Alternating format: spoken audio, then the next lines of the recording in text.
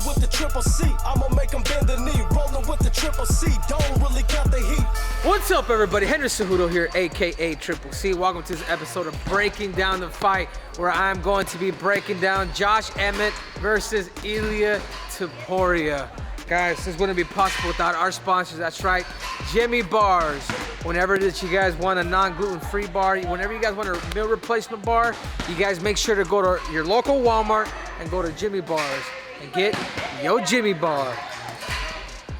I'm here with future rising star AQ, you know, one of the top guys, the Mongolian Nightmare.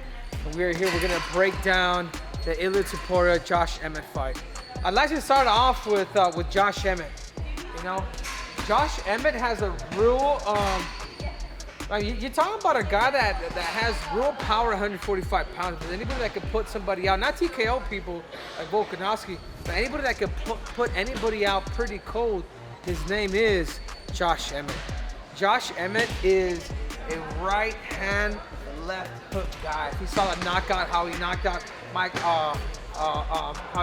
knocked out Michael Johnson, which is a pure right hand to eventually catch him, to knock him out. You know, he's a right hand, left hook guy, and that's pretty much he's a meat and potato guy. Like, he relies a lot on his right hand and left hook. But let's not be aware too, because he does come from alpha male, and those guys, if he's not throwing that right hand, which everybody's afraid of, typically when they throw that right hand, guys will lean back, and this is when he's looking for his takedowns. He's looking for his takedowns, and obviously those guys have a good repertoire of good side control, ground and pound, and they're just looking for X, Y, and Z. But again, he's going up against an up-and-comer, a prospect. You know, a lot of people think that, you know, Ilia Topuria is the next great featherweight contender.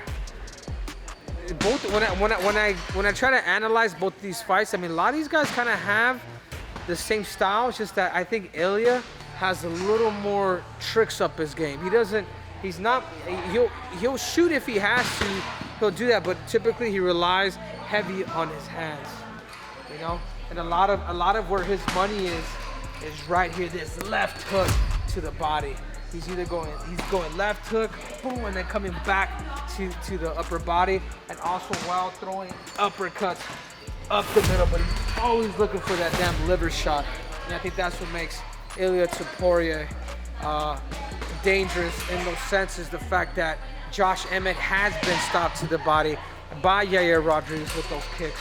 You know, Ilia's more likely probably going to try to really close the distance with Emmett, because the more distance you give Emmett, the more he starts getting his rhythm going. He's going to throw that overhand right to eventually try to catch you. That overhand right or that left hook. That left hook. Boom. You see what I'm saying? So I do feel like in this fight, if this fight does take place, I think what Ilia wants to do right away, he wants to bring the fight to him.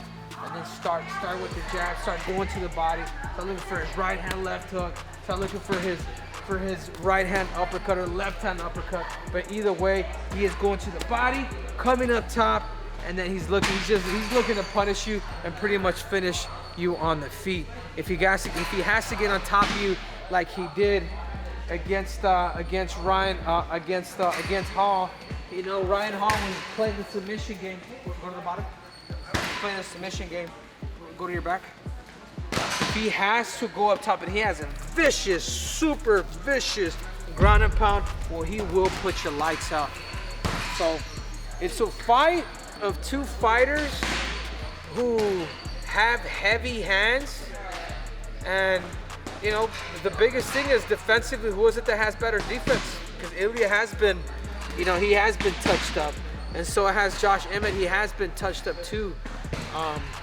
You know, it's gonna be a battle of who is it that could aggressively forward their game to their opponent, because they're both offensive fighters that look for that right hand. Where I feel like Ilia is not only does he have right hands, but he has that left hook, and he has that hook to the body as well with uppercuts. I just feel like there's more bags. There's more tricks inside the bag for Ilia Topuria. So for that reason, if you're asking me where is it that I'm gonna put my money at, I'm gonna have to go with the Spaniard, Ilia Topuria, and I feel like this fight could either go decision, or it could be a finish by either party, because power don't lie. You know, we can't sleep on Josh Emmett too. This is a fight that's really running.